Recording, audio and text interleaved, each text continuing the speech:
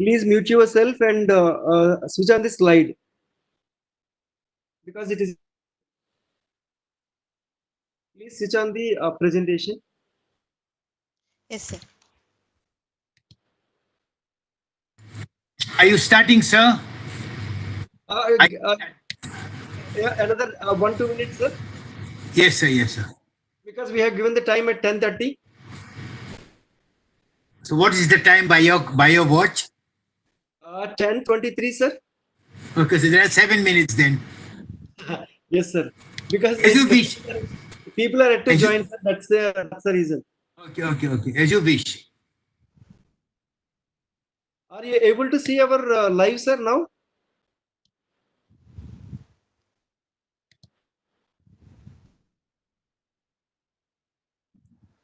Yes. Are you able to see the live stream, ma'am? I can see. Okay, that's good. That's good. That's good.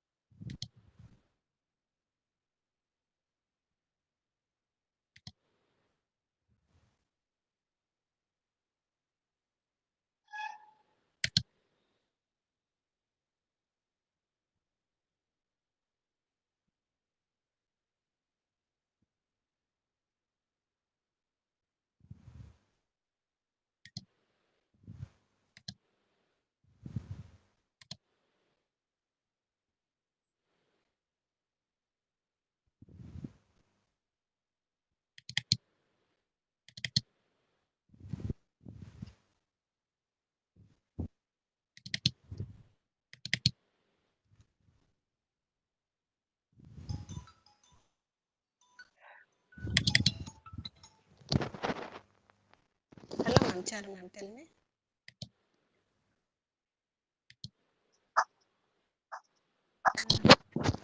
Sir, hello.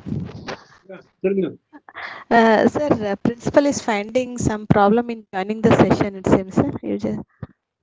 What is the issue, ma'am? Can we tell what is the issue? What is the problem? Why, sir? Whatever. Because, Ask sir, it to click on the shared link, madam.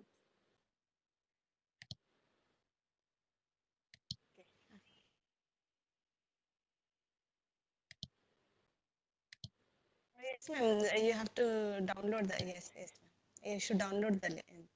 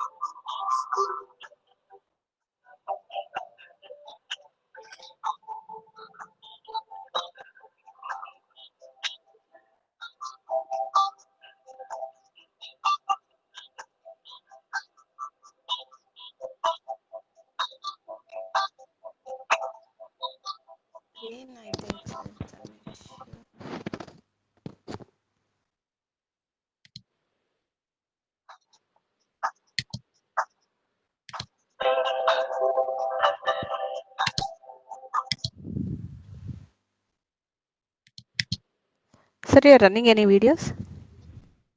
Yes, ma'am. Yeah, you can go ahead. You will start the presentation, and that madam can start the. Uh, yes, further maybe you can No, just start. You can start the screen now.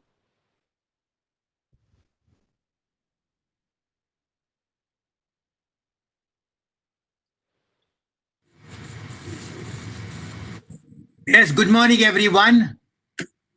I welcome Mr. Jagdish and Ma'am Nirmala of the CDEC, particularly of the Department of Information Security and Education Awareness.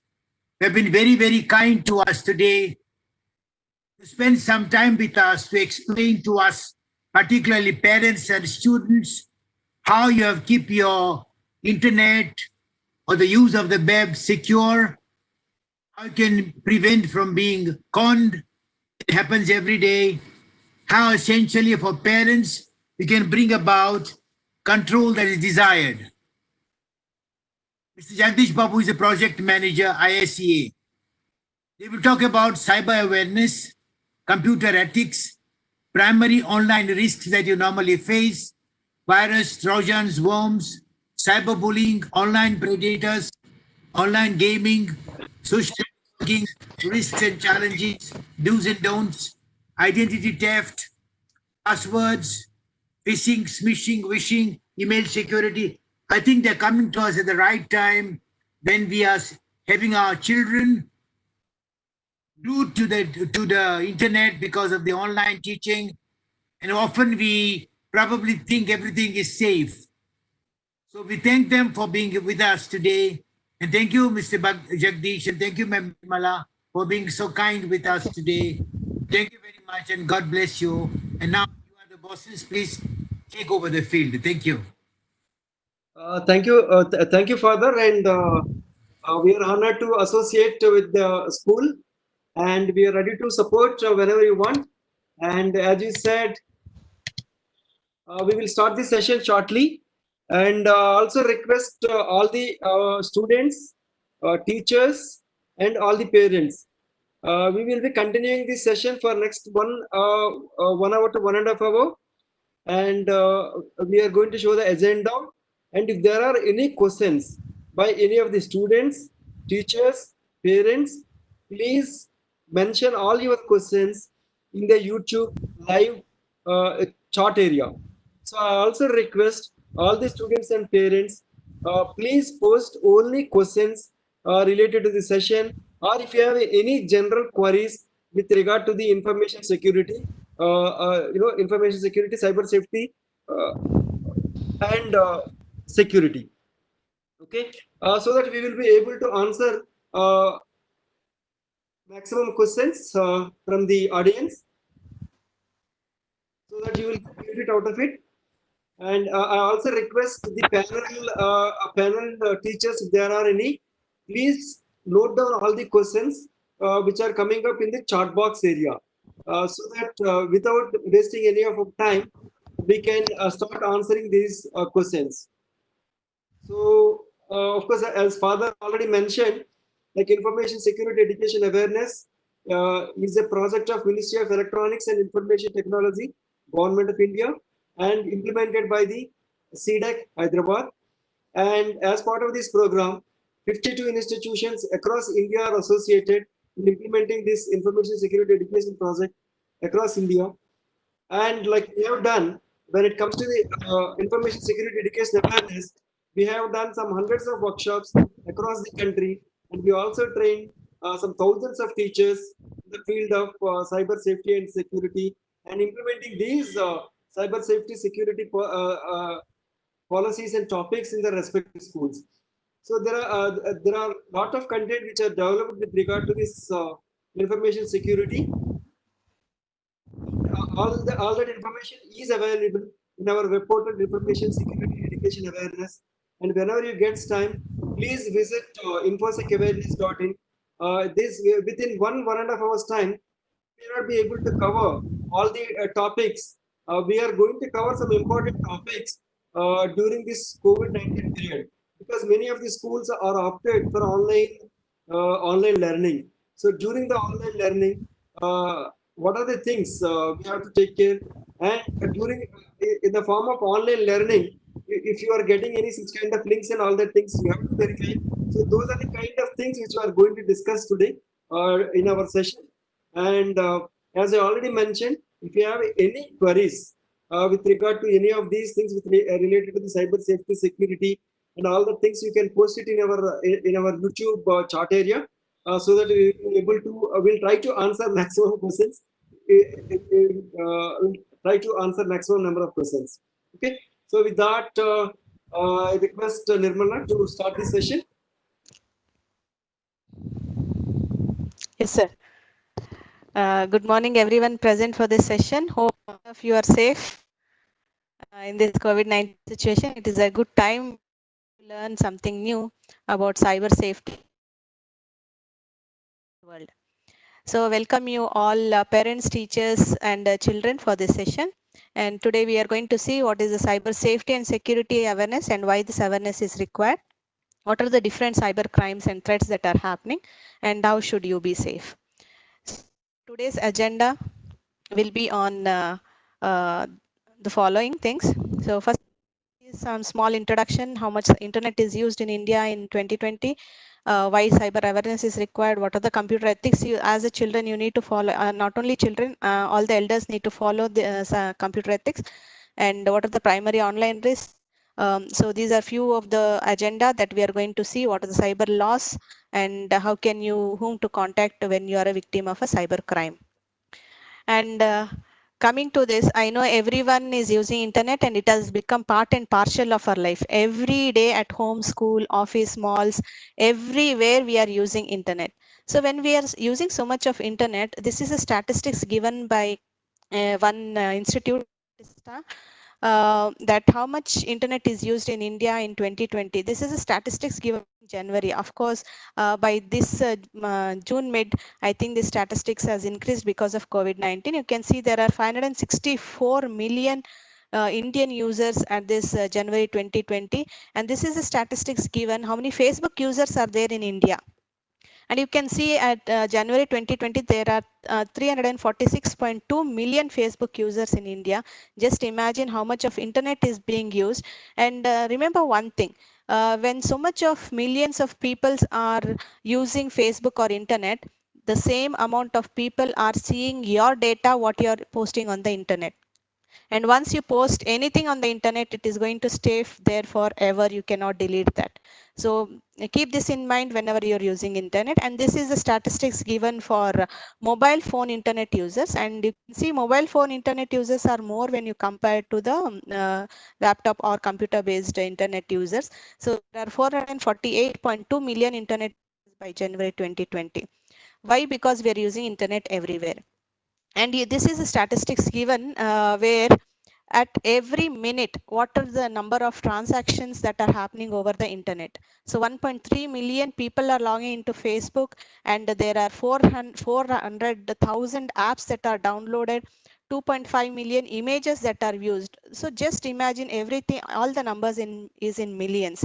So when so many millions are using, obviously there are so many threats, there are so many vulnerabilities that are there in the internet world.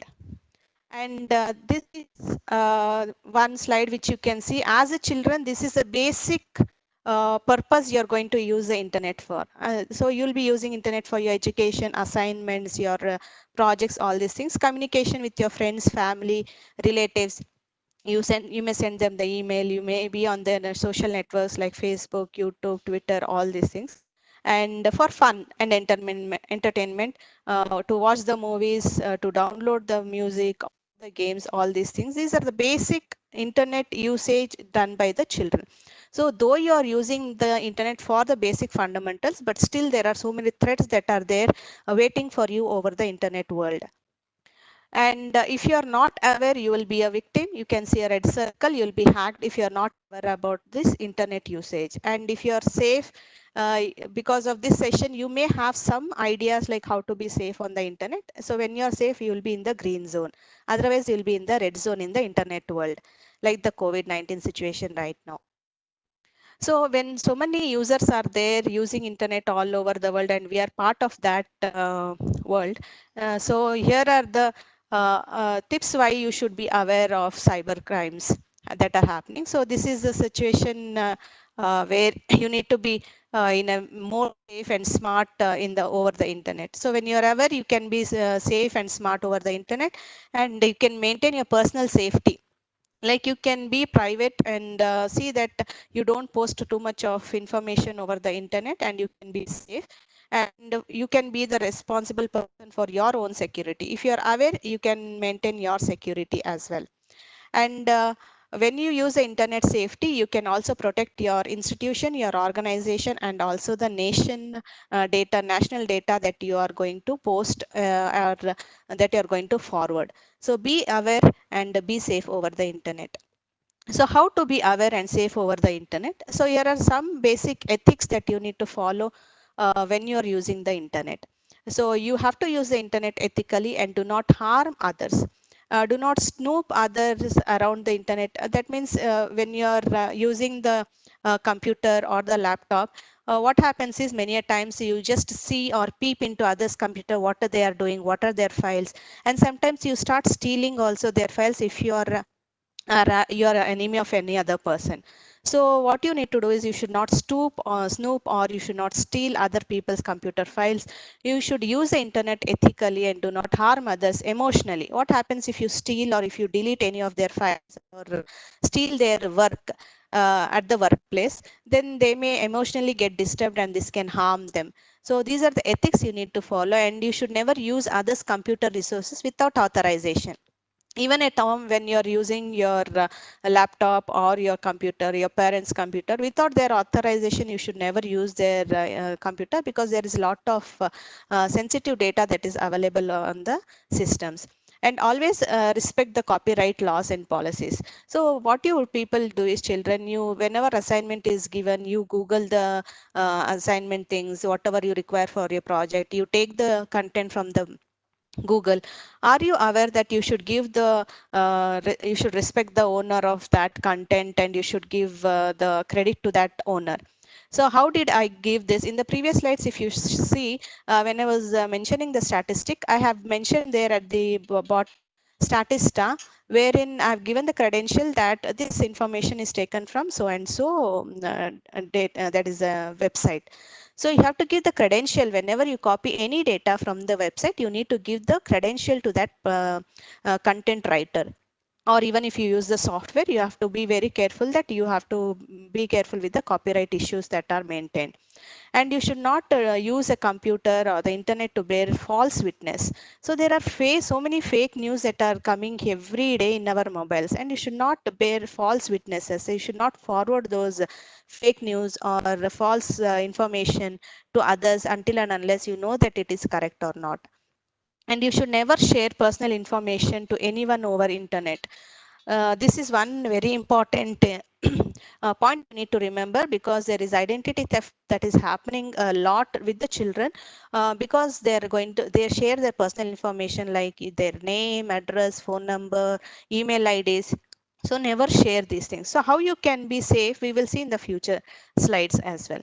And never use others computer resource without authorization, as I mentioned earlier.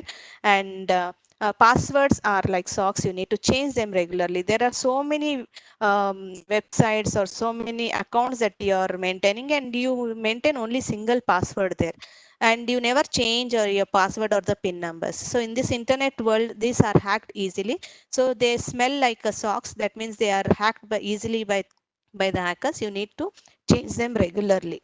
These are a few of the ethics that you need to follow when you are over the internet. And if you don't follow these rules, so what is going to happen? These are the major online risks or threats you face if you don't follow the computer ethics, and if you're not aware about the computer or the internet ethics. So first thing is virus, trojans, worms. These are called these are part of malware. And cyberbullying. Online predators are there everywhere, sitting and watching you. They want to be friends with you, and they gather information from you. They are sitting all over the internet. So these are the few major online risk centers that we are going to speak today. So what is a virus? So like a coronavirus, where it is spreading everywhere, even in the computer world, there is a virus that is sitting and it spreads all over the internet, and it can hit your system anytime if you are not aware of your computer usage. So it is a program that is written to cause harm to a computer. And what it is going to do is it is going to insert the malicious code into a computer data, by which what happens, your system may start slow, or there are some error messages that are popping up, and there can be a crash or halt of the system. It can be very slow, you cannot move forward, you cannot copy files, you cannot open other files, or sometimes what happens is hard disk will run out of space, because of which you cannot operate your system completely. So this is what happens if a virus enters your system. And Trojan is another type of virus, not exactly the virus. There is a difference between Trojan and virus.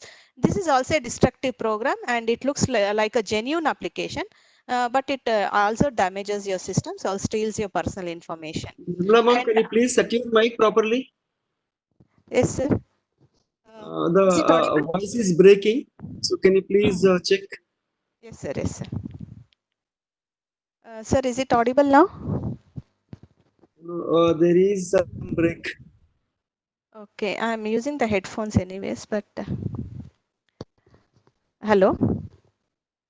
Yeah, please go ahead, ma'am. Please go ahead. Yes, yeah. Trojan is another type of malware that is a destructive program that is going to damage your system. So how this Trojan enters your system is whenever you are using a pirated or a cracked software, whatever software you are using. For example, you are using the Windows operating system, or you are using the Microsoft Office software.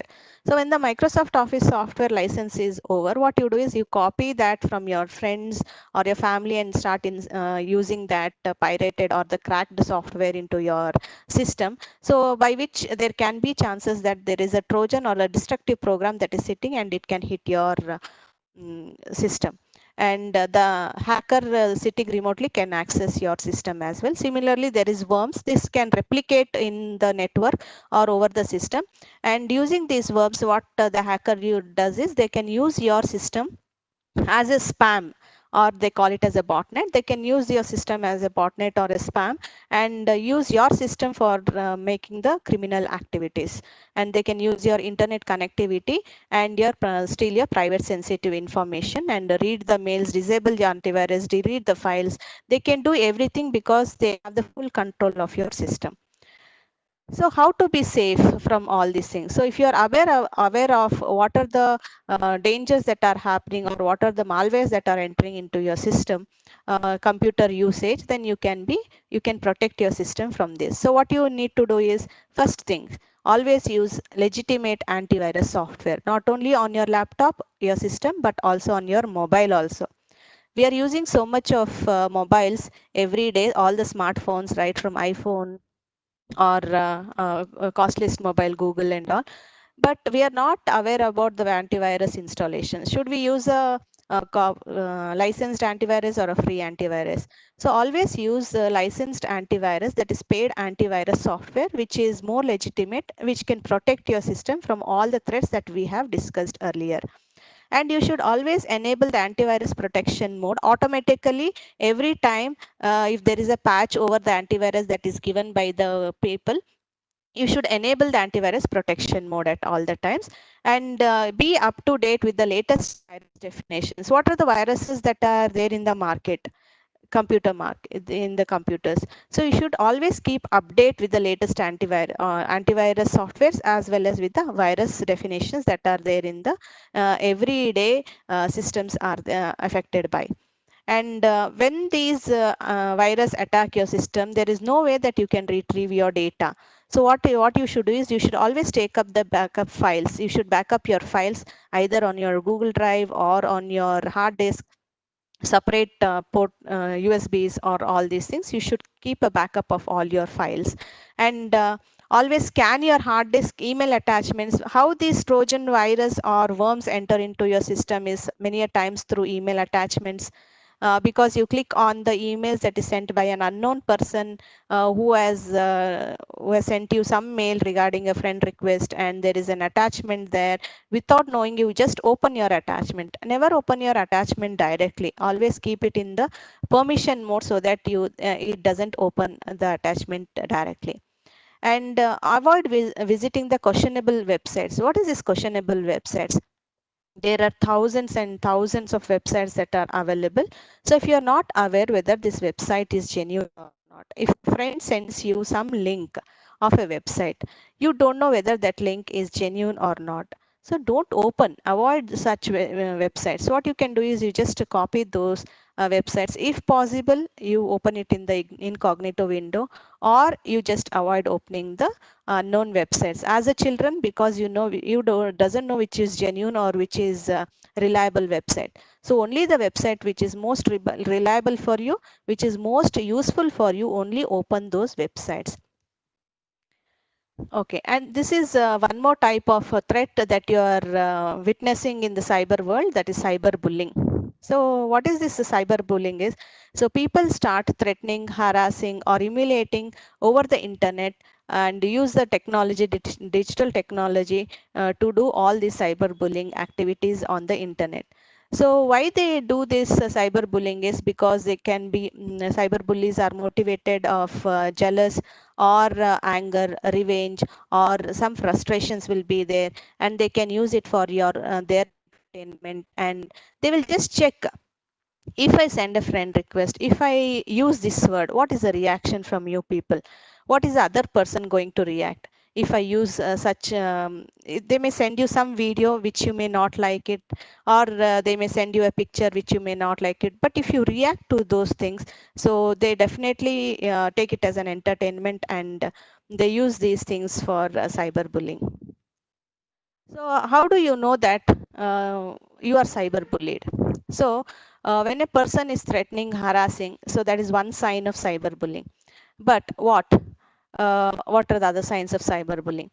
So they spread the false rumors about you over the internet. That means over the social media networks. They send the false information, or they send photos or videos of yours, or they may hack your email or your social network accounts, and through your social network accounts or email, they can send irrelevant information to your friend groups. So your friends may think that it is you, but actually it is hacked by someone else, and they are going to send some irrelevant messages on behalf of you. And when you are using online gaming also, like four members of you are playing online games, and one person doesn't like you. So what does he do? He forms a gang of other three groups and talks about you, sends some information or text or voice that is irrelevant to you.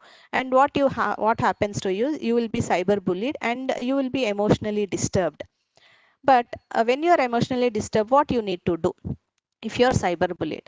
So don't be afraid whenever cyberbullying happens over the internet. So what you can do is, you first thing, do not react to a cyberbully. Never react to a cyberbully. It is only to motivate them, and if you react to them, it again triggers them and motivates them to do it more and more. And when you are bullied, you just log off from the site, whichever site you are using. So log off from the site. If you're cyberbullied by your friend, please inform your parents or your teachers. So if they're cyberbullying you, if you know that your friend is doing all such things, you talk to your parents and the teachers. They are the best friends for you to talk and discuss about cyberbullying. And do not reply to any messages that a cyberbully sends you over internet. So when you are when you are in the social media networks, so that is social networking sites, there are predators who are sitting and they send you a friend request and they start cyberbullying. First, what do? They do is they make friendship with you, and they take the confidence of you, and then later on start sending some information that is not relevant to you. And do not delete the messages. One very important thing is, whenever you are cyber bullied, do not delete any information or the messages or the videos, or you can even record the chat. And because this can serve you as an evidence when you want to report about some cyberbullying over the internet. And report this. Best place is parents talk to parents always. So recently, I think there was a case when a 17-year-old boy jumped from a floor and committed suicide because of the cyberbullying issue of bios, that is locker room.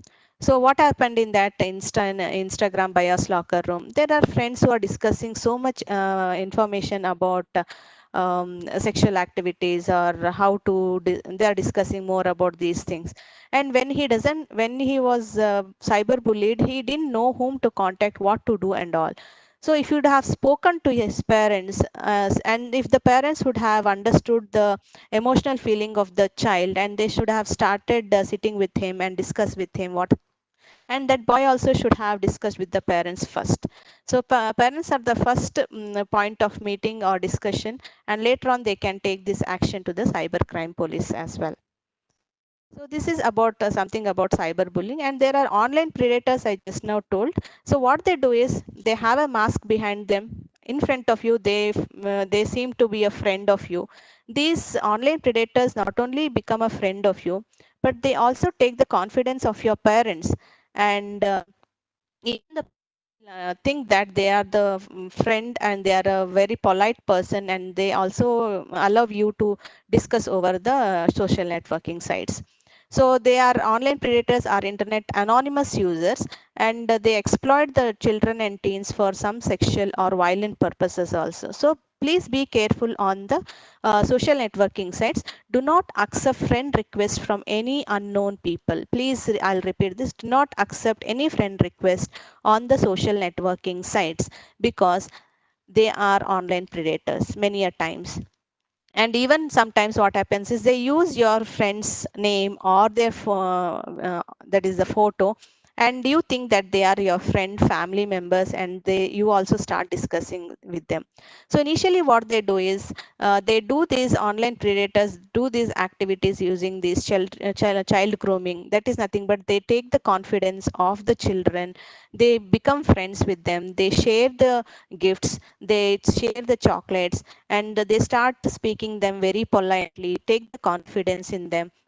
And later on what happens, once you're comfortable with that person, even your family members think, okay, that person is very reliable, genuine person you can talk to. But later on they start exposing their second face, and they send the threats. When they ask you to send some nude pictures, and if you don't accept for that, they start sending you the threat and threat messages, and they will do these criminal activities from you. So these are some of the warning signs when you start discussing with your online friends.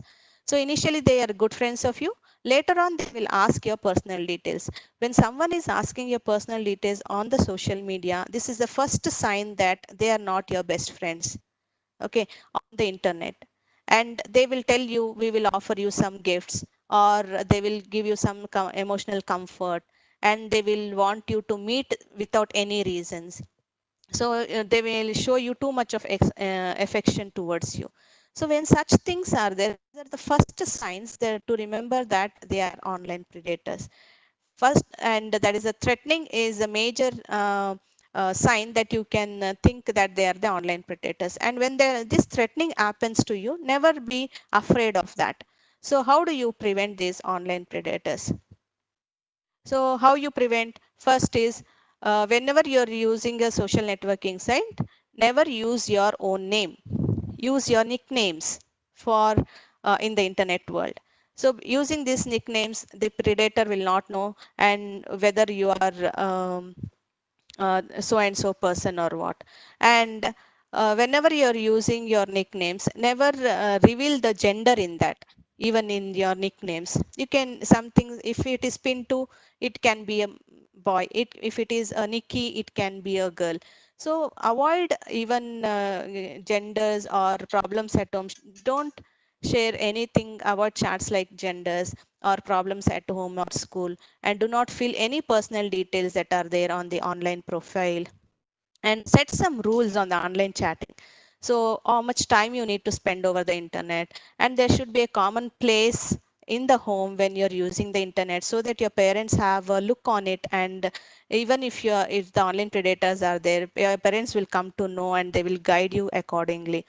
And avoid some personal chats. Don't reveal about your gender, your school name, your home address, your location, your age, where they are.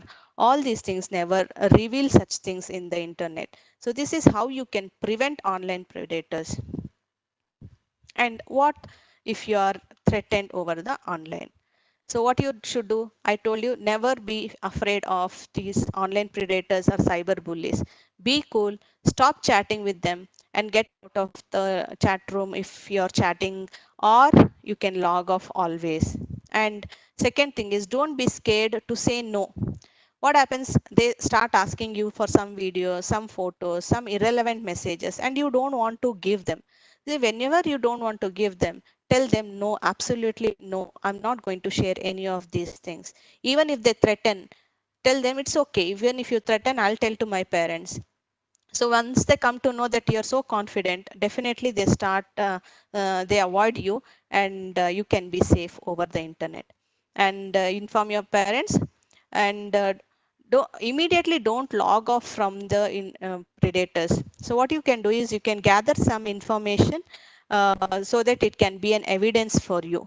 And lastly, you can contact the cyber police if the condition goes out of your hand.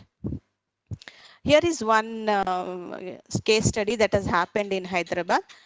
This person had contacted, he has made 6 accounts, fake accounts over the internet. These are the names he has used, fake names, and he has used.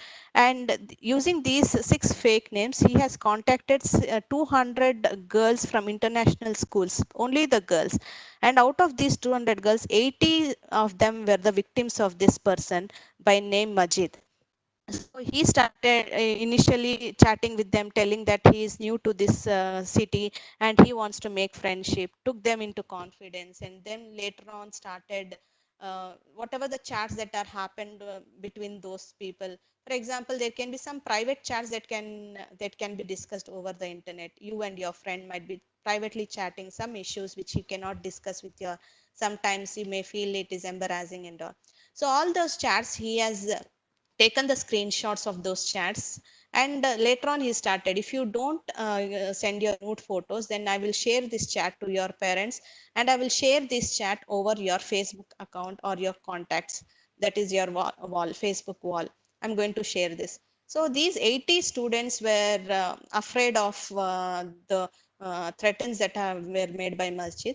And lastly, one student, you can see here in the middle, this student was bold enough and she approached the cyber police, and later on they caught this person.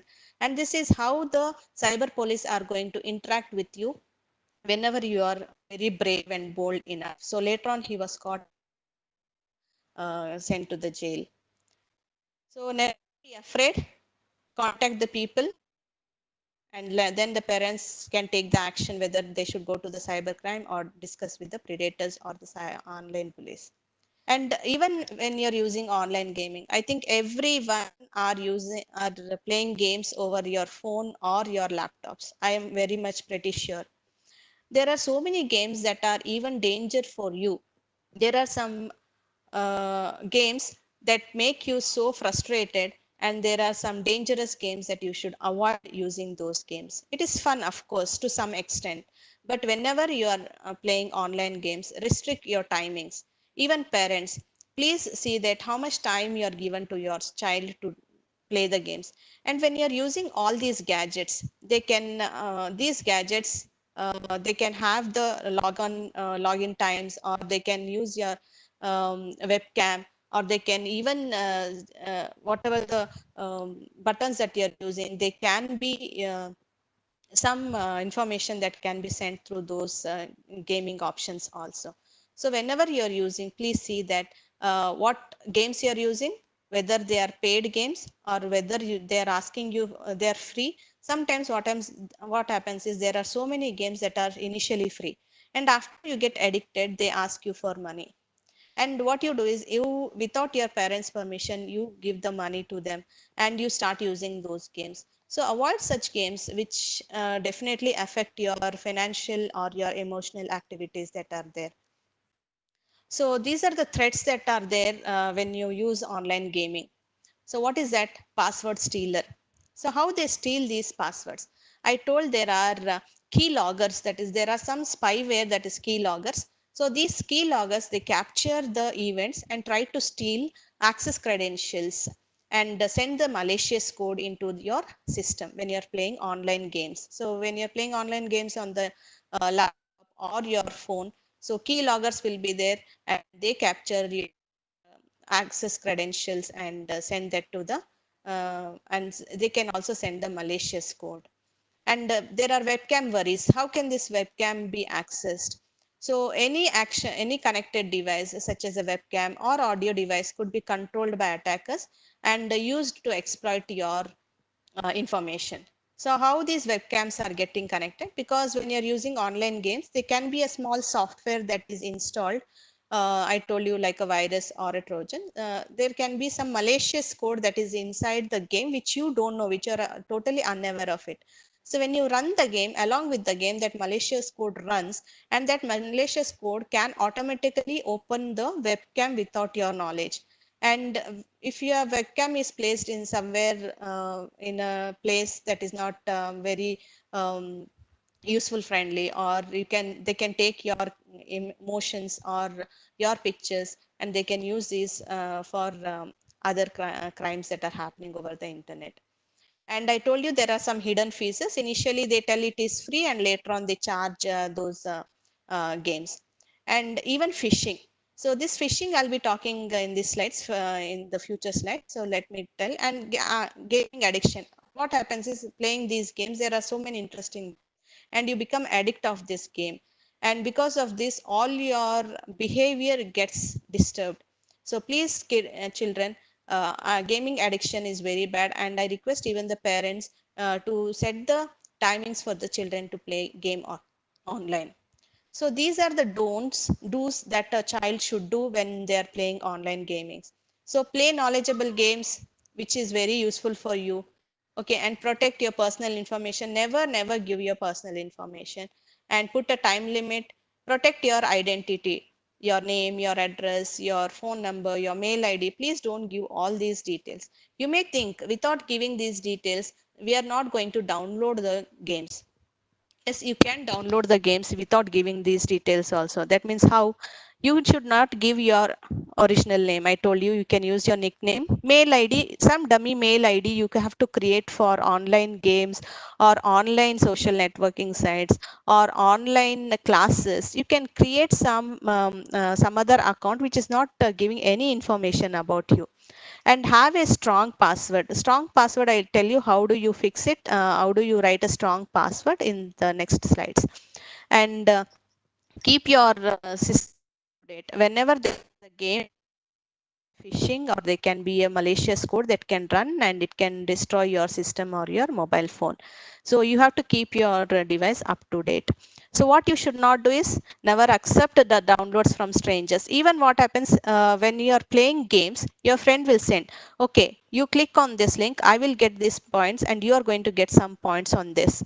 So it can be a chain that you're sending the link to so many hundreds of friends of you. So when you're clicking on those downloads or the attachments, there can be malicious code. And not only you, even your friends for whom you're forwarded all these messages, so they can also be a victim of this online gaming. And do not meet a stranger over the internet gaming world. So there are strangers sitting, you don't know with whom you are playing. Sometimes what happens, not only with your friends, you may be playing this game with your strangers also, right? So when the stranger is sitting, they play games with you, again they can be online predators. And don't play the games that harm you. What happened is, there was one incident that took place in China. So that person, he had taken a taxi from one city, and when it was time for him to pay the amount for the taxi, he showed the knife to the driver and he ran away from there. And actually he had stabbed the driver there. And when the police encountered him, he told this is because of the online gaming that was very destructive. Okay, such games are there. Please avoid such games. Don't play such games. And do not send out materials to fellow gamers. I told personal information. Whether it is your friend or a stranger, do not send your personal information. So these are the tips, whatever I have told you, online gaming safety tips. You can see whatever information we have seen so far in the form of a poster here. And these are the gaming safety tips for the parents.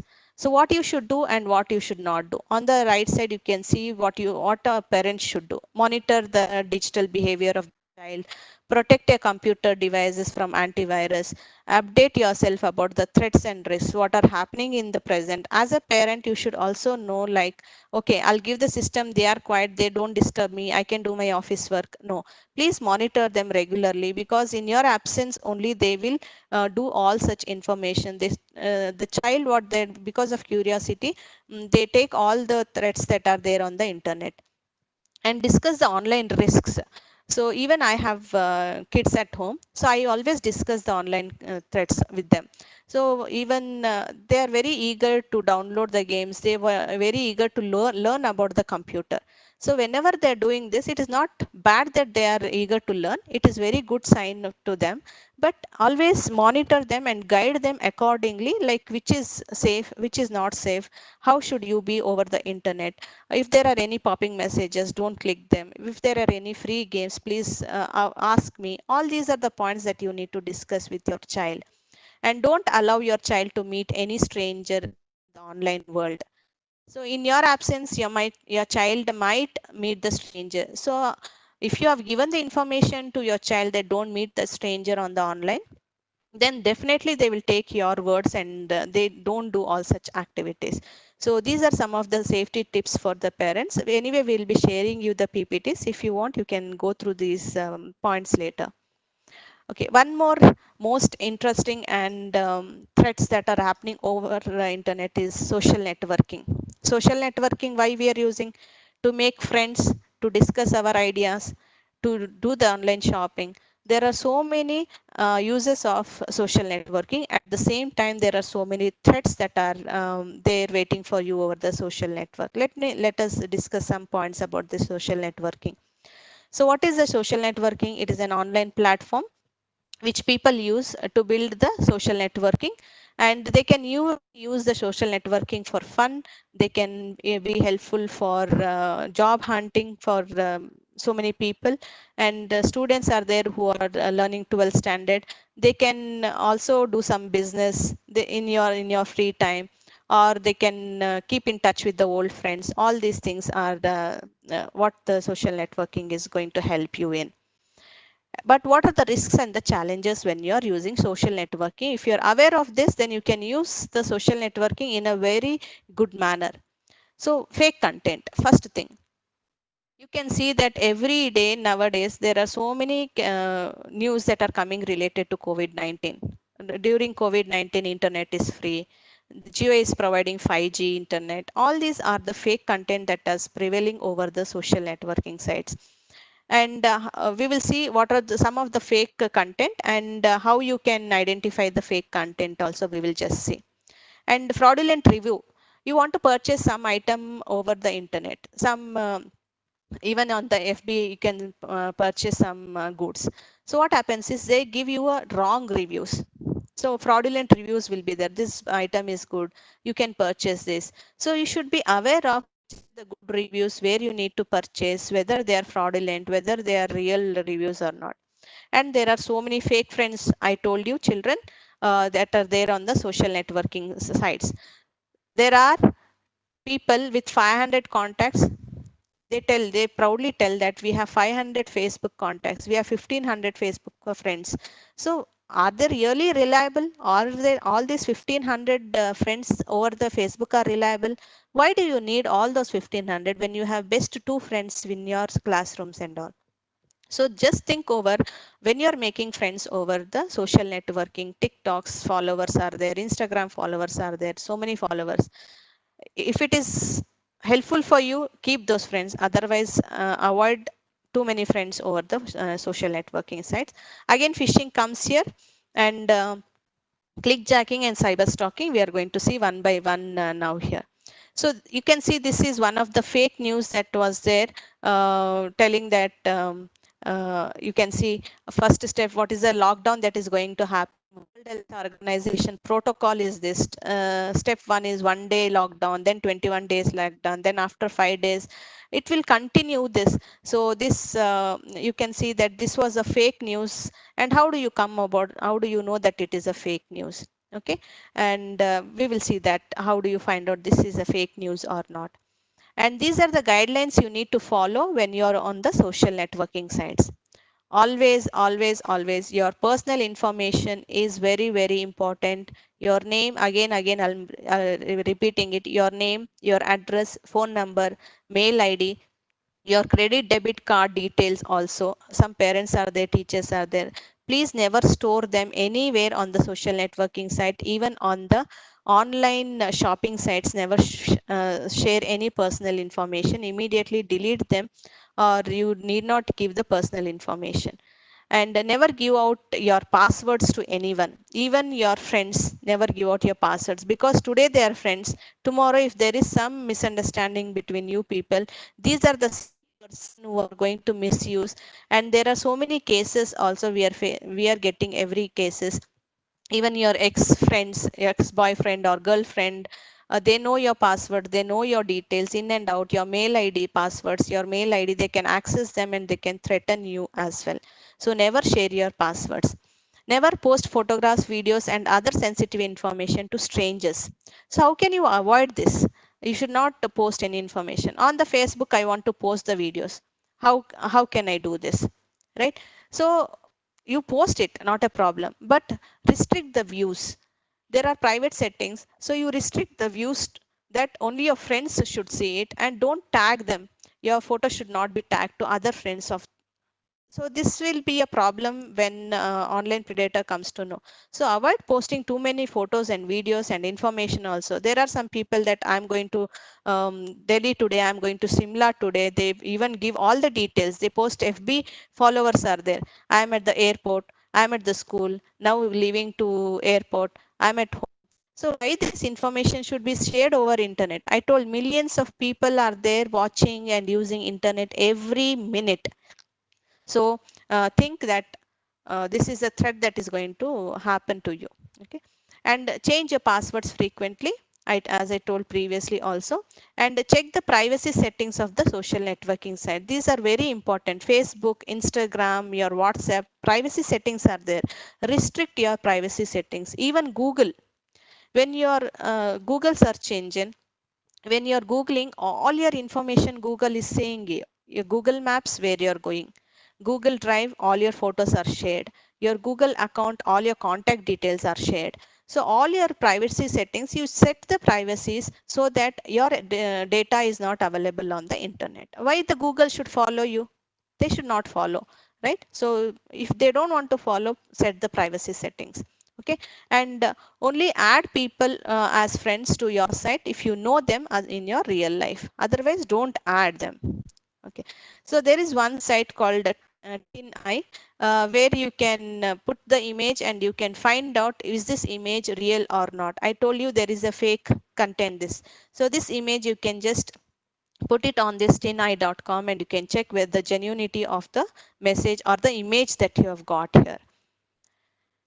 These are some of the do's on the social networking. As I told you earlier, make friends only with people you know. Set your online profile to private.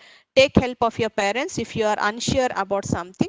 Always block anyone whom you don't want to talk to. And change your passwords frequently. Check and use privacy settings. Avoid posting photographs and all this. These are the do's that you should do on your social networking. And these are the don'ts. Don't post your plans, activities. Don't respond to harassing or rude comments which are posted on your profile. So don't respond. I told you, by responding, they can get triggered. The hackers on the internet, they can get triggered and they send so many other responses and wait for your reactions. And that is an entertainment for them. Okay, don't spend too much time. Never post anything that is going to to harm you or your family members. Okay. So coming to the one more threat, that is identity threat. So identity threat, you can tell my Facebook account is hacked, or in your name some other person is asking. There are so many cases like they are hacking the Facebook account, they are cloning the Facebook account, and they are using your photo, your name, and in your name and your photo they are asking money. These hackers are asking, the fraudsters are asking money to your contact persons or the family members, and the family members are not directly contacting you to verify the genuinity of your message. So how this identity theft will happen? So this is stealing or misusing your information. I told you, even your Aadhaar card details. How this identity theft happens? When you go for shopping, you will fill a survey form. You can see here. There are survey forms that you enter when you go for a mall or when you go for shopping or when you are at the restaurants. So never fill the survey forms. Don't give any details there. And sometimes what happens, you may be speaking on your phone very casually in the public places with your friends and families and share all the details. Sometimes without your knowledge, only over your phone you will be sharing all the information. There are eyes, there are ears that are behind you listening to you. So remember that. And data entered after shopping, I told you, and the data collected through mails, messages promising some benefit in the form of cash prize lottery. So what happens is you get a message, you get a mail. Okay, there is a lottery prize, there is a cashback. Nowadays, Phone Pay or Google Pay, there is a cashback. There are genuine cashbacks and there are some fraud cashbacks that are there. So through these cashbacks, they tell fill this information and you're going to get a cash prize or a lottery. So you start filling those information. So here are again some places where identity, these are the places where identity theft are happening. Even on the sites, online shopping sites, portals, you enter your details, your name, phone number, mail ID. Obviously, you have to give your address also for online shopping. When you give this, these are the identity theft where hackers or fraudsters are sitting and take the details. But how will you avoid when you're doing online shopping? Always delete your details and don't keep your automatic settings there to take the information. So I don't want to give my address every time. Automatically, when I do on the big basket, everything will be there automatic. Okay, my address, go click it. Fine. As far as there is no fraud that is happening, you are not a victim, that is fine. But what if you are a victim of identity theft? So please avoid giving much details on the internet. Okay, these are how you should protect yourself from the identity theft. And what are the other online risks? Phishing, smishing, wishing, and falling for the scams and posts that come back to haunt a child later in life. So phishing, smishing, wishing, I'll just discuss. Let me take the last point, that is posts that can come back to haunt a child. So in your childhood days, you might have taken the pictures, you might have shared on the internet, and I told you whatever is there over the internet world, it is going to stay there forever. Sometimes even in the swimming pool, you might have taken the pic and you have put it in the internet. Later on, as you grow, you don't want that to be there, but there is no way that you can delete that pic. And your other friend or some other hackers, they can use this pic and they can post it, come back, and they can be online predators, and you can be a victim of all these things. Okay, so what is phishing? Okay, so you get so many emails, you think they are genuine, but they are not genuine. So they use the emails to trick the people, and there are attachments and downloads, and you click on those downloads thinking that they are very genuine. And when you click on the attachments or the links, then you will become a victim. So how does this happen is a cyber criminal does a deep search for email addresses. So email addresses are obviously you can find it anywhere in the internet, because email addresses, that is why I tell you, please keep a separate email address for different activities which is not giving your personal details. And they find all publicly available email addresses of your employees or your institutes, and they use these to launch a phishing attack on as many employees as possible. Okay, how does they look like? Here are some examples of phishing. Can you tell or can you just observe this and tell what is the problem in this mail ID? So it is a mail. It is a mail from an RBI. Okay, for two-way authentication. It says email says sent from an RBI for two-way authentication. So is there any problem in this mail? Absolutely. This says with a view to prevent online identity theft in internet banking, this platform has been introduced wherein the customer would go through a two-way authentication factor before he or she properly logs into internet banking everywhere. Obviously everything is there from address to address. There is a CC, so reverse bank, that is Reserve Bank of India, new OTP alert message, net banking users.html. So is there anything that you can think there is a fraud in this or there is phishing in this? Obviously, first thing is RBI will never send you personal mails, and there is an attachment here. So netbanking.html attachment. So be very careful with these attachments whenever they send. Why will they send you the attachment? They don't have any other work. They have so many works to do. So they will never send you personal emails through. That is first thing, RBI. Second thing is attachment. So look into the HTML or .exe attachments or double extension attachments will be there. So these are all the phishing mails that are going to happen. You will be a fish for the things. And this is a second example. So this is a flight details. You have got an email. This is regarding the flight details. So hi my dears, the flight timings are like this. So New Zealand, Malaysia, these are all the information that you have got it with your name only, some Suresh and all. So is there any thing that is going to be some suspicious in this mail? No, right? So, but what you have to do is whenever you get such mails, you have to see on your right hand side, there are so many advertisements about the attachments. So what you should be careful here in this second example is there are so many people that are observing your clicks. So if they ask you for any information, your phone number, your credit debit card details, so don't give all these details in this mail, right? Because on the right hand side, there are so many advertisements. Advertisements means they are seeing you. So don't give any details on the email. This is one more example of income tax department. This looks very genuine with the Indian tricolor that are used, and it looks very genuine portal. But this is a phishing website. So these phishing websites are very genuinely looking. They create in the such a way that you are missing that it is missing it for a true website. So they are asking you to fill up the tax refund online form above. So when you click on the tax refund online form here, it goes to the next page. So here is a tax refund online form. So you're going to start filling your name, date of birth, mother maiden, address, town, phone number, postal phone, bank detail, card number, expiration date. Are any tax people asking you for the card number? ATM PIN, CVV? No, no bank or no website or no genuine that is the banks or organization will ask you for card number, ATM PIN and expiration date. So these five fields, the first these fields are only your identity things, but the last fields you can see these are for your financial frauds that the people are planned for you. Okay, so they will not ask your card number and this. So be careful whenever you fill the online forms. So this is the original website of the income tax department. Whenever you get mails from any of the unknown links, it can be HTTPS obviously secured, but when you click on those, if it goes to some other page, it can be a HTTP site, but it can be a fake, that is a phishing website. So please be careful of those phishing websites. Okay, so this is one more Punjab National Bank phishing information that you are sending.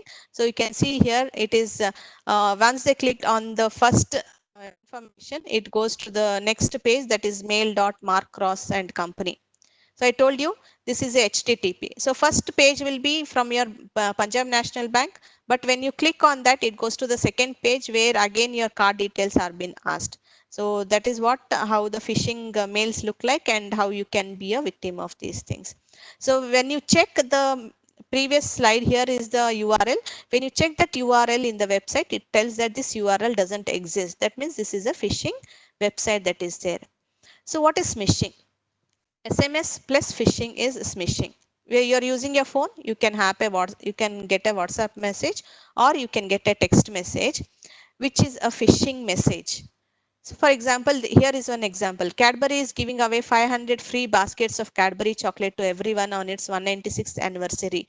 Or in a COVID-19 situation, it is giving away that is free of this.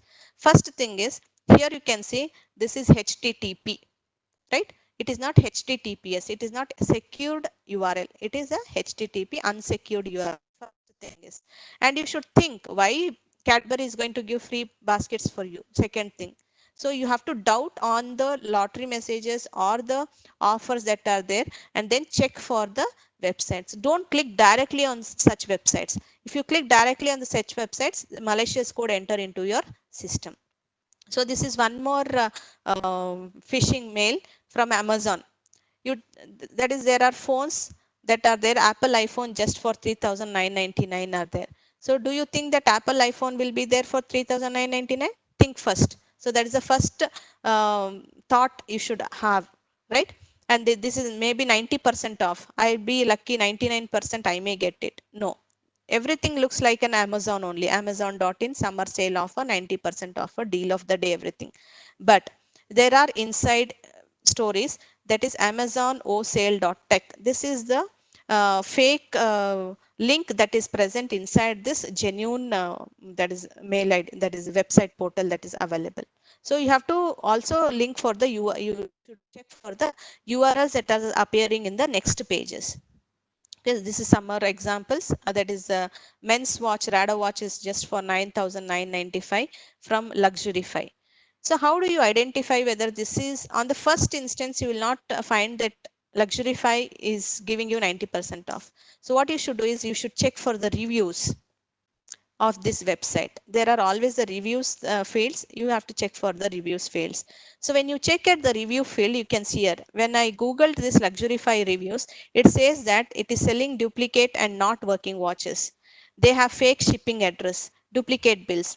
So whenever you get such offers, you try to Google it, search the reviews, first have a doubt on that discount, and then move forward with the phishing, wishing, and smishing things.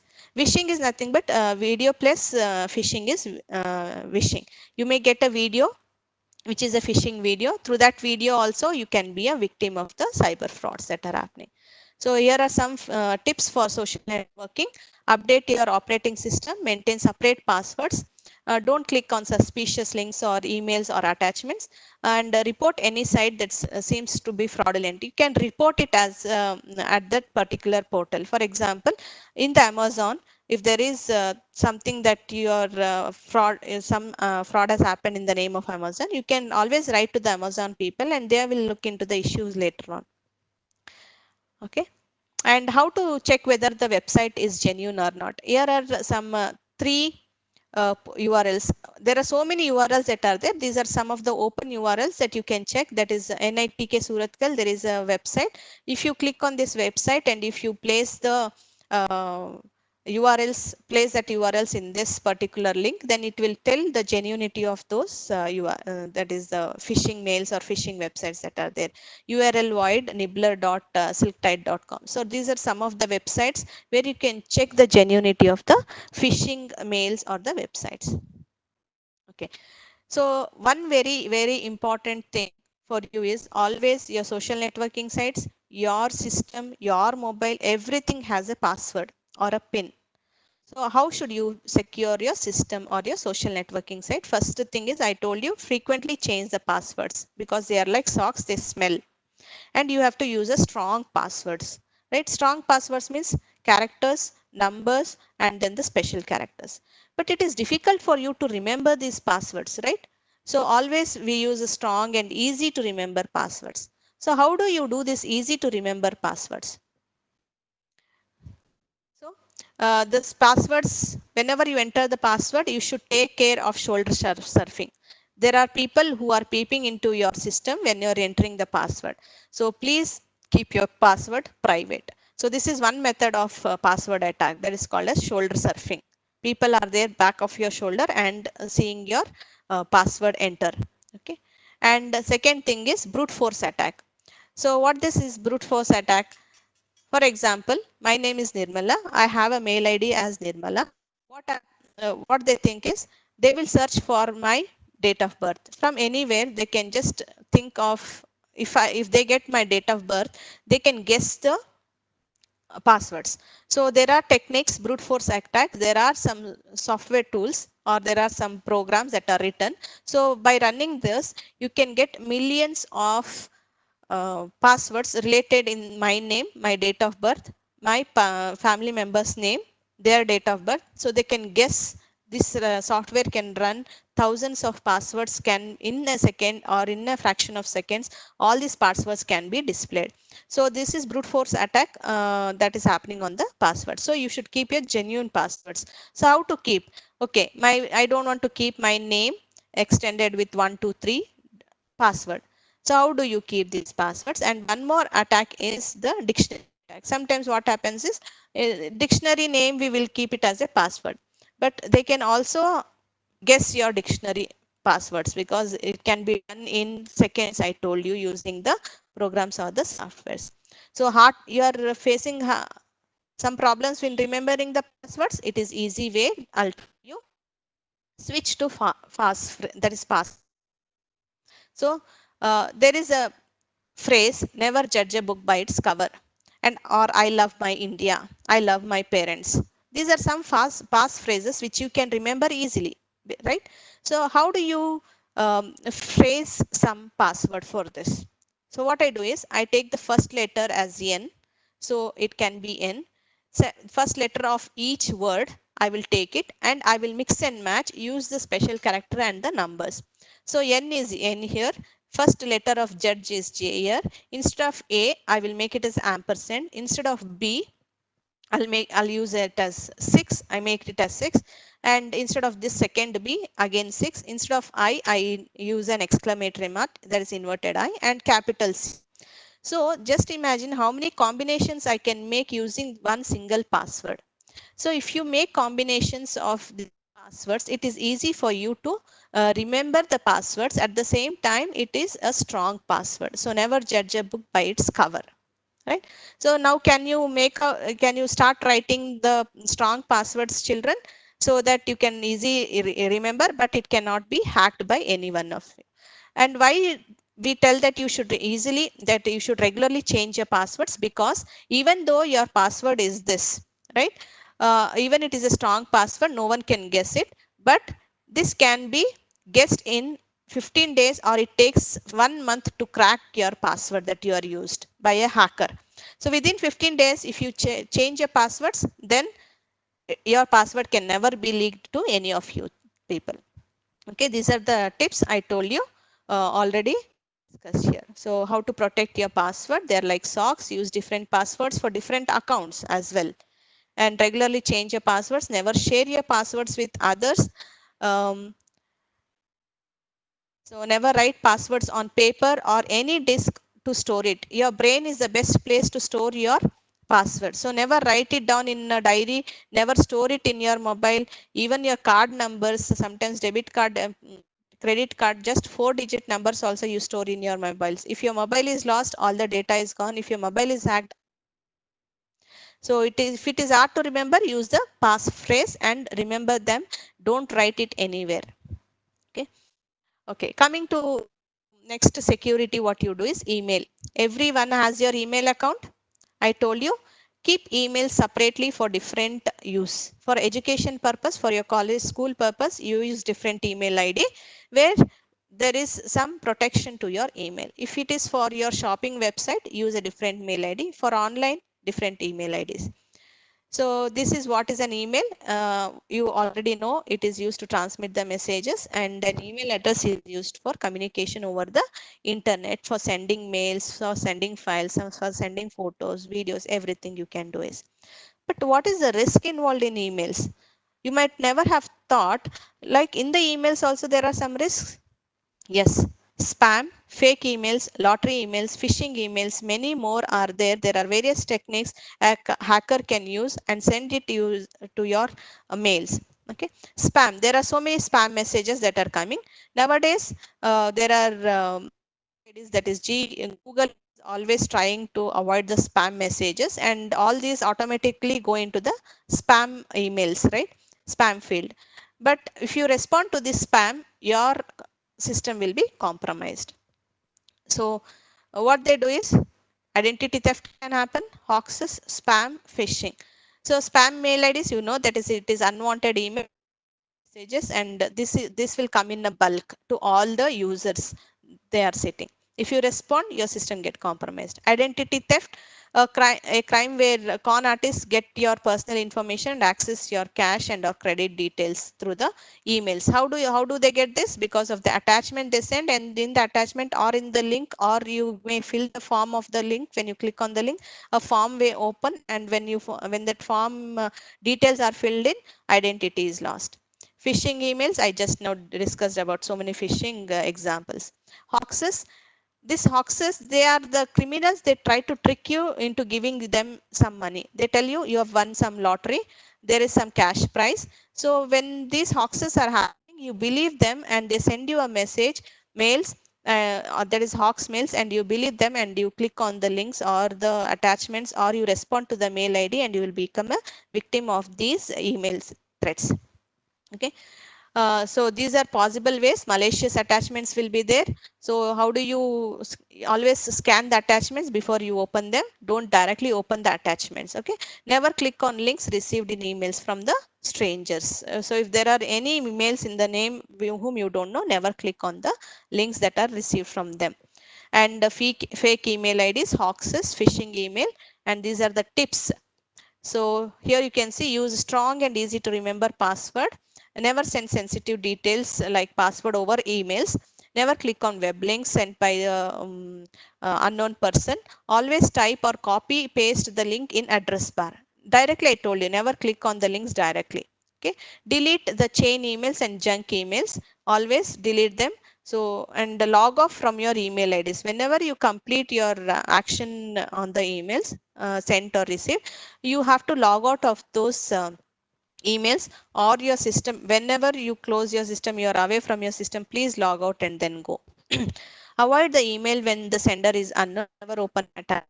So these are again tips discussed in the form of a poster here. Okay. Now, how do you trace an email?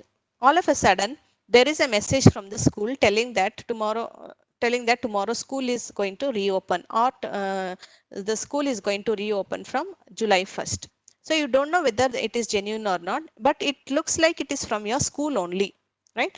So initially, the mail ID name will be from the school, but as you read the complete address of the mail ID, you will see that it can be a hoax mail, or it can be a phishing mail from in the name of your school. So how do you trace it? Always open an email and click on the full view or the full view details. Okay, and then you can see the complete headers on the file. You can try this one. You can take the screenshot of this and you can try this on the any of the email that is genuine email. You will come to know whether it is a genuine email. You can also come to know the IP address, and after that you can trace the email address, and you can use this www.cyberforensics.in. So once the third step is, after you open, first step is you will see the full header. You copy that full header with the address, domain name, IP address, domain name, time of the email generated, it specifies. Copy that email header and paste it on the cyberforensics.in. Okay, online email tracker. And once it tracks, it will send you what is the email address, from where it is sent, from which IP address. So after tracing the email, you can also view the geographic view based on the IP address. So this is how you can trace your emails. Okay, so after seeing some of the threats that are there and how you can secure your online social networking accounts, and how to be safe on the computer, and how to use your computer safely, how to phrase the passwords. So these are all the things that we have learned so far. Okay. And coming to online classes and security. Now, because of COVID-19, the internet usage is tremendously increased 3 times. Okay. So online classes are going on, and there are so many online apps. Because of that, you can, and we are running now Cisco WebEx, YouTube. These are all the tools that we are using to run the online show. But whenever you are using these online sites for learning purpose, I told you first thing is create a different mail ID where there is no information absolutely. And whenever you are clicking on the Zoom, there are many messages that are telling that Indian government or Supreme Court has banned on Zoom, right? So Zoom also has a secured feature in it. If it is a paid Zoom, it is secured feature. Okay, there are so many Google Hangout plugins. Never share personal information. Just for a general sharing, you can use this. But for discussing about the sensitive informations, you never use these web conferencing tools. It is not safe to use these web conferencing tools. Okay. Who are the cyber victims? You can be a cyber victim. I can be a cyber victim. The teacher, parent, student sitting the other end of me can be a cyber victim. So cyber victims can be individuals or a financial organization like a bank. There are so many cases that are seen because of the that is the malicious code, because of the phishing mails that are there. Even the banks are into a loss. So there are so many transactions that are happening without the knowledge of the bank people. If there is some vulnerability that is existing in the software that is used by the bank people. Healthcare organization, all your details will be present in the health hospitals, and if the health hospital server is hacked, all your details is lost. If your bank server is hacked, all your details is lost. If your school server is hacked, all your details is lost. Okay. Similarly, public sector and retailers all are victims of the cyber frauds that are happening. Okay. Coming to when these frauds are happening, whom to contact, what are the cyber laws you should know basically. So not all the cyber laws we are going to discuss, only few cyber laws. I'll just give a glimpse of few cyber laws.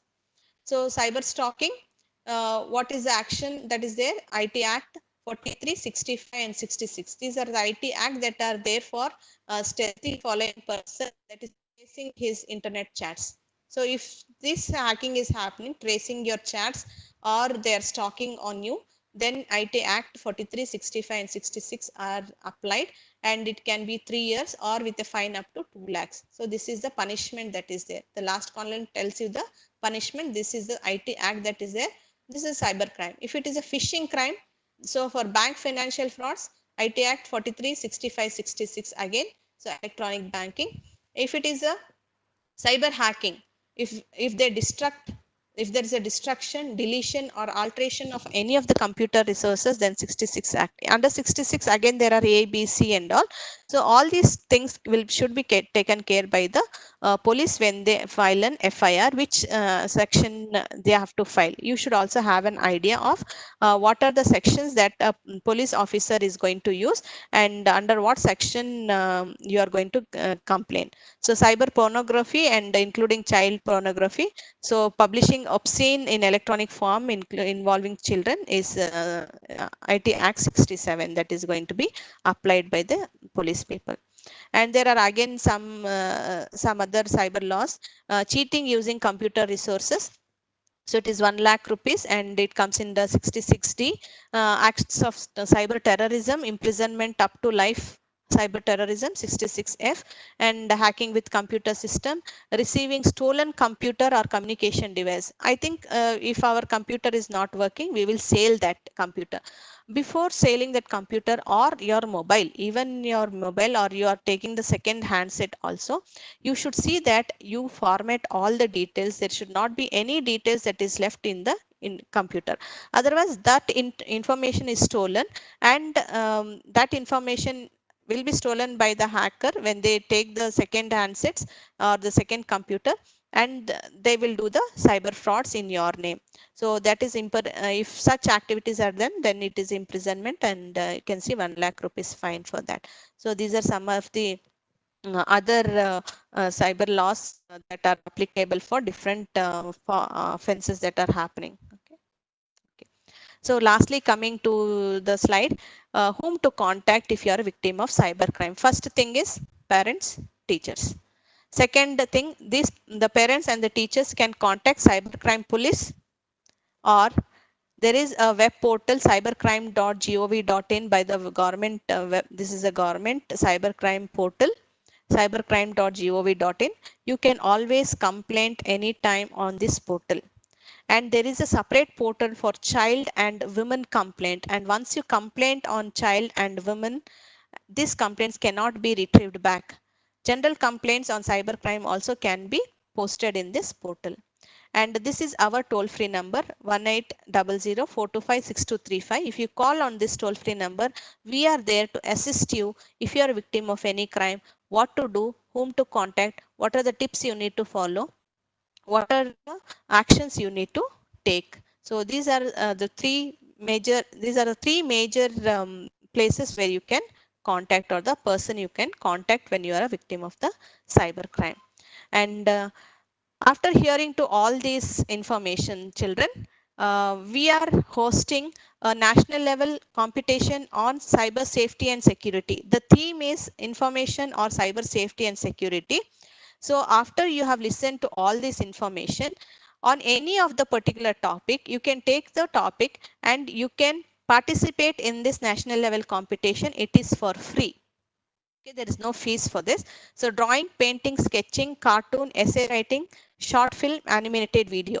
So the rest of the things, popular articles, these are for the higher classes, because we are speaking to only grade 4 to grade 12. So you can participate in this competition, and it is a national level competition. Who can participate? Anyone in the age group of 10 to 25, up to 25. Student up to 25 years can participate. Ages from 10 to 16 fall in group 1. Ages 17 to 20 fall in group 2, and ages 20 to 25 fall in group 3. So group 3 you may not come. So you can take the benefit of this competition: drawing, painting, sketching, cartoon, essay writing, short film, animated videos. And to us at ISCA at cdac.in. We will give you the website details. And these are the awards. Attractive prizes worth rupees 5 lakh across all the categories and groups. And national level certificate will be issued. The winner will be given the national level certificate and the prize. Okay. And the best works will be published in our newsletter, magazines, and websites. Okay. The timeline is 31st August is the last deadline for us, and you can visit infosecawareness.in portal for the information, more information on competition. You can visit our site, and also the results will be personally given to the winners, and also the results will be declared. All the participants will get the digital participation certificate. So this is a contact. You can follow us on infosec awareness portal, Facebook, YouTube, and the Google Plus. And this is our email ID. All your competitions can be sent at isc@cdac.in as a soft copy. And this is our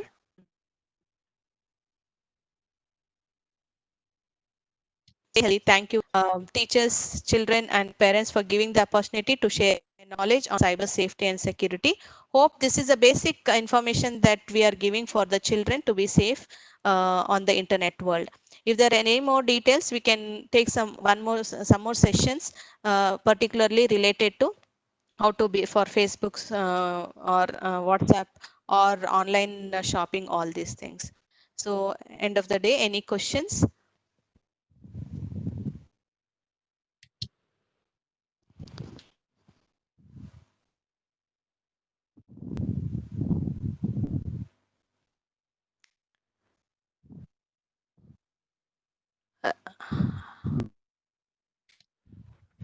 Any questions were noted down, ma'am? Any questions? Any questions? Yes, there are a few questions, ma'am. A few relevant one, I must say. There is some Ajit Kumar Jha who has asked that which software to install for mobile security. Any particular software that you suggest for mobile security? First thing, sir, actually, whenever you use mobile,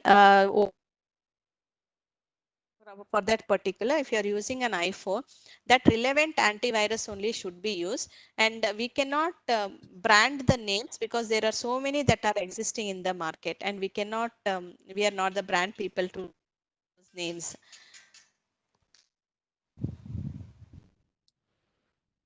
As such, there are no applications to safeguard your mobile completely. So as we keep on telling, you have to update the operating system of the mobile.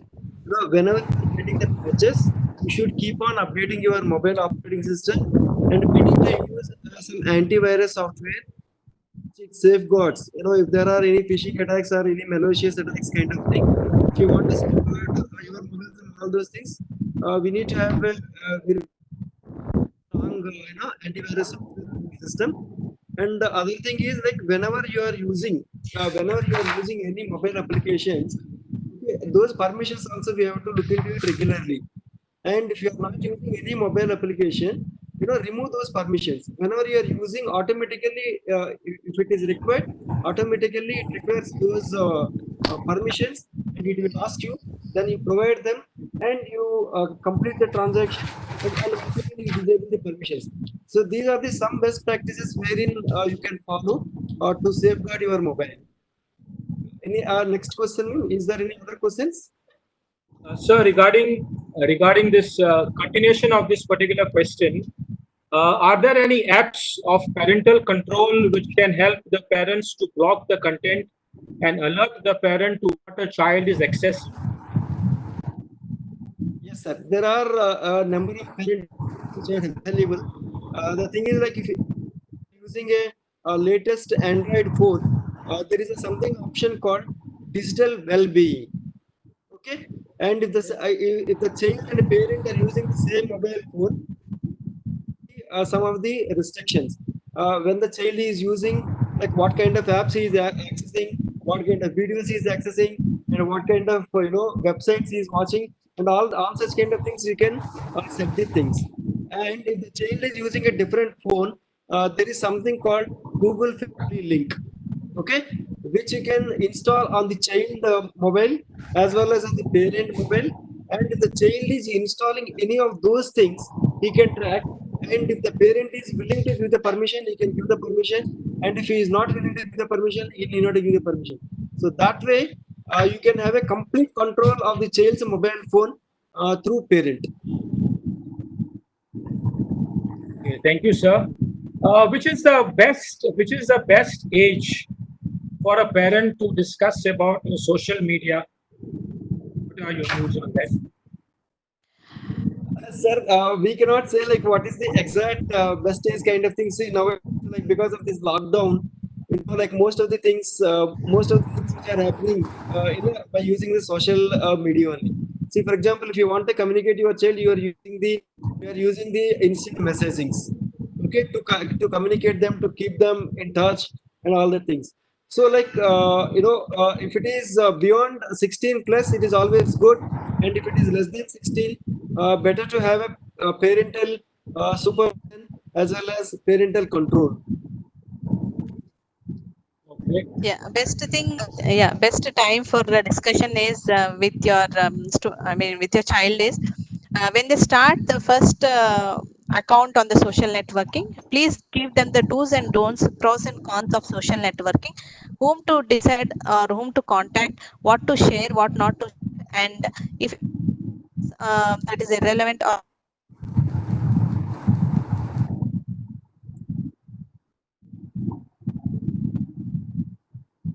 safe and right. I think from age 12 they are starting social networking. Even in WhatsApp also they start discussing. Not only in Facebook, Instagram, even in WhatsApp they discuss over phone. So please give the information, knowledge at the earliest to the child, and as they grow, you can give more and more knowledge on that. So primary knowledge can be given at the age of 12. Thank you. One question, ma'am. Yes. Okay. I want to know what are the risks that are associated with using public Wi-Fi. Sorry. Okay, ma'am, I want to know what are the possible, risks that are associated with using public Wi-Fi.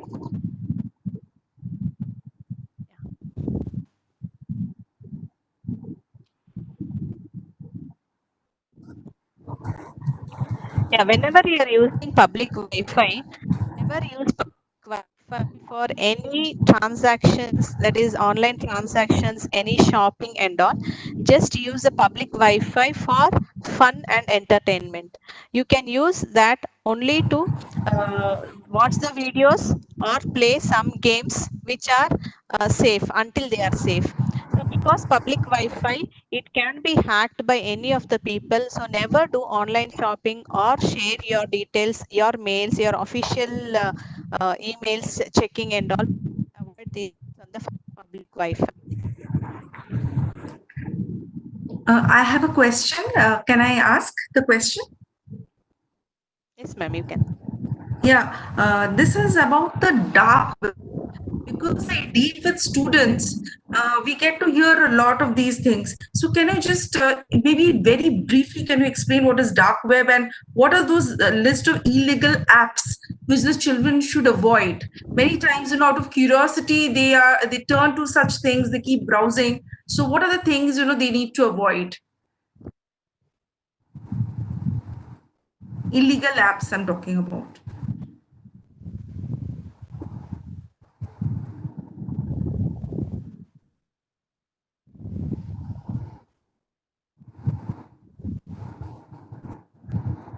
Hello, am I audible?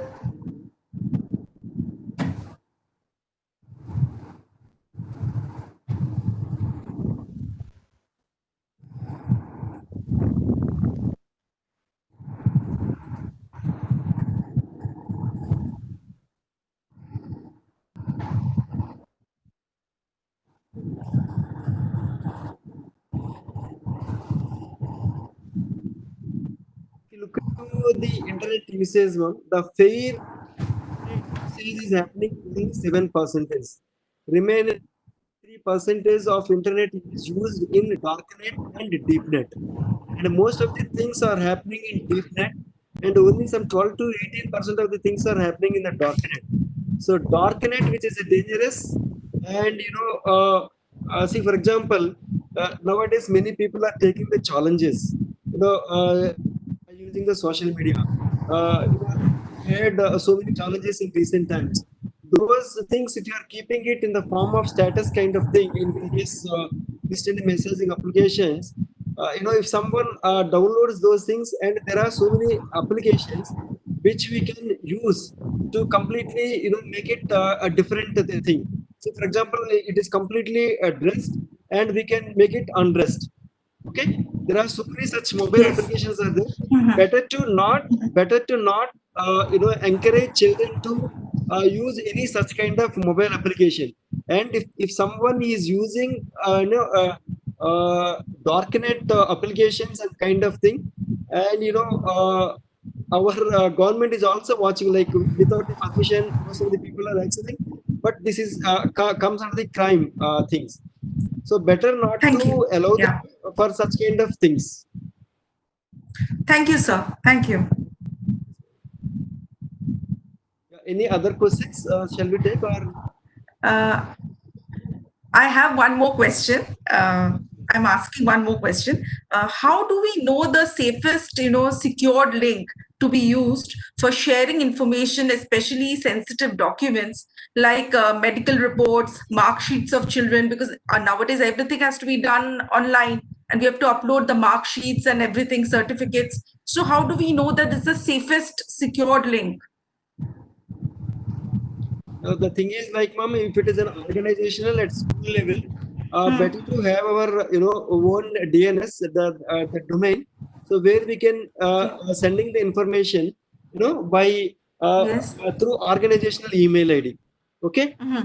uh, Mhm. better to send the all this communication and all these whatever the sensitive information which we are talking about, organizational email IDs. And at least Okay. organizational level, you will be having, there are so many restrictions. If at all, if you are sending any of those documents also, protect them with a password. Okay, whether it is a Word Okay. document or a Okay. PDF kind of thing, Hmm. just Hmm. Hmm. Hmm. protect it with a password, and Okay. use some generic things, and so that you can send it to the parents and let them use that password, so that they can open it and they can make use of that document.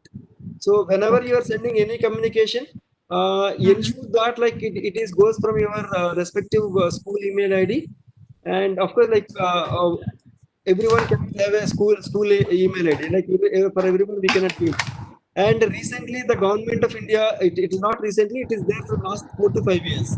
The government of India has also come up with a tool called a digital locker. Locker, yes, yes. Digital locker. So as of today, that is safest thing, like where we can push all our certificates, and the government is also doing the same thing, where we can push all our details into the digital locker, wherein we can share that link with the students. Whenever they want to access, they can access it. So that is one thing which is available in India right now with us. That is user friendly as well as bit secured. Thank you, sir. Thank you. Two things which we use it. One is like organizational email ID. Second thing is you can use the digital locker also. Okay. Thank you. Yes. Yeah. Are there any are there any other questions? Dear sir, yes, sir and ma'am, if I have to take away something from this webinar that you all have conducted for our students and for our parents and for our teachers, one thing that I can say is that we are the ones responsible for our actions online. The vast majority of security breaches that happen is because of our carelessness. And therefore, we need to follow the basic rules.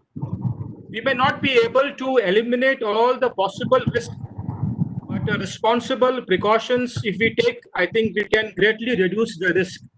So this is one takeaway message that I can get from this webinar that you all have conducted. Let us choose not to be victims due to our carelessness. Students who are here listening to us, please do not choose yourself to be victim because of your carelessness. Technology is useful when it enhances humanness. And sir and ma'am, thank you for hosting this webinar.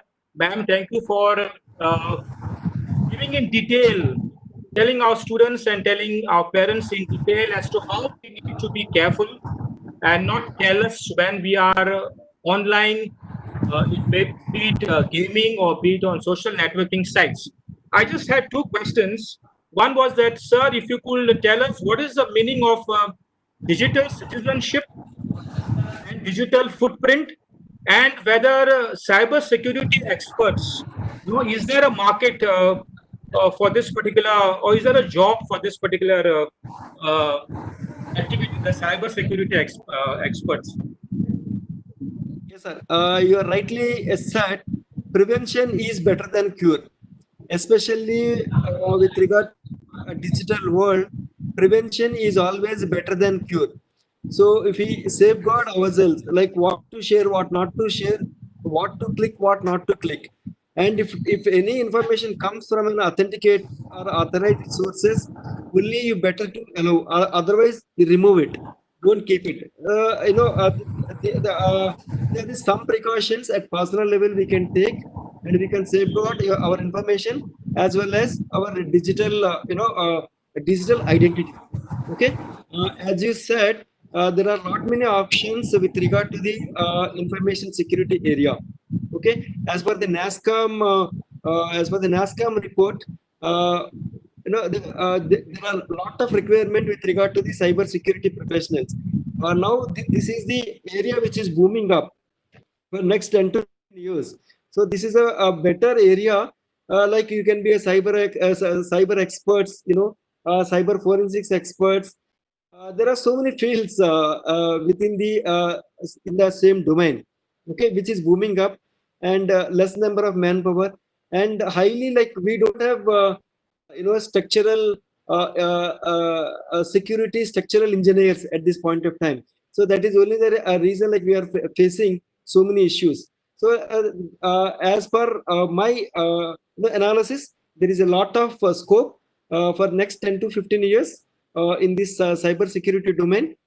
And when it comes to other questions like which you are asked about digital footprints, okay, when you are accessing something, either your social networking or anything which you are browsing on internet, okay, by using your browser or by sending your information, all such kind of things. somewhere or other, all this information is stored in the form of cookies or in the form of history. So it is our responsibility to clean up all those cookies and browser these histories of various things which we are accessing in the browser. So every day or every once in a week, at least you have to remove all the cookies. At least you have to remove all the browsing history which is recorded in the browser level, so that information may not be stored in that browser. Otherwise, knowingly or unknowingly, while installing any of the softwares or installing or accessing any of those things, these keyloggers may be installed, and the information will keep on going, and we don't know like what was happening also. So keeping that in mind, so better to remove the cookies and browsing history once in a while, at least once in a week kind of thing, and at least use your antivirus software, use your antivirus software to browse the entire computer.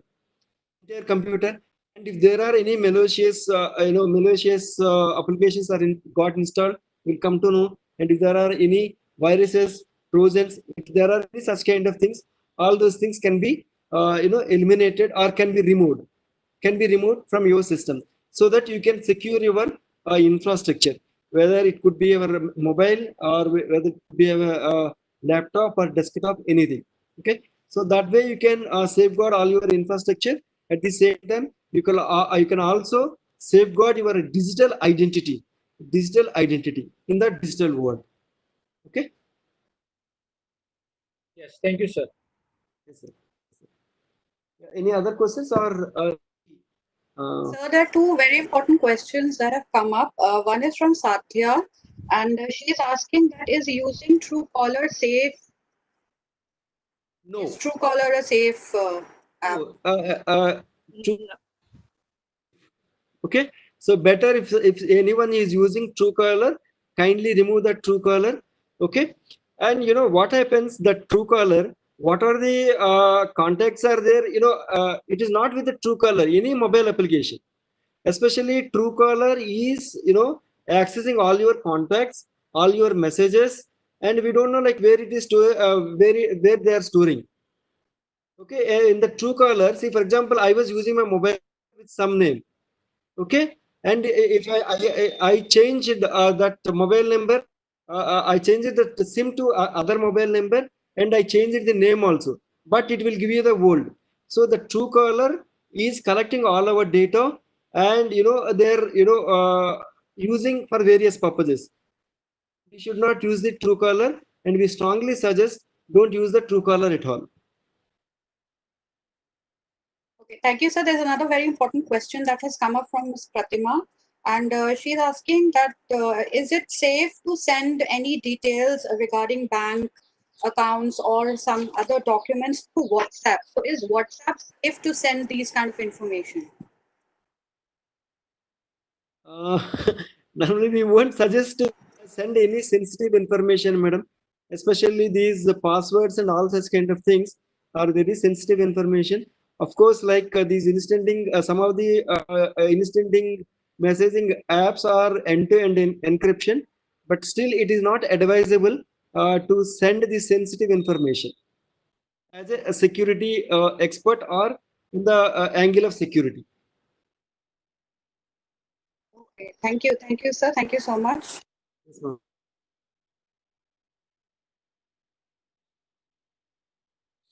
Yeah, if there are any other questions, Father, or like shall we close? I think there are no questions because Okay. your presentation has been very clear, and I'm sure that our children and our parents have benefited by that. Thank you very much, sir, and thank you, ma'am Nirmala, for having done this beautiful webinar for our students and for our parents. Yeah, thank you, sir. It's a pleasure to speak to the students and share more and more knowledge because this is a vast area and there is lot of things to discuss still regarding mobile, regarding online shopping, regarding web, only Facebook, Twitter, all these things. So we cannot cover all those things in one seminar. So this was a basic information for the children. Yes. Thank you very much, and we'll get back to you all. Yeah, surely more information regarding about Yes, sir. all this cybersecurity. Thank you, sir. Thank you. you very much, and God bless you. Yes. Thank you, sir.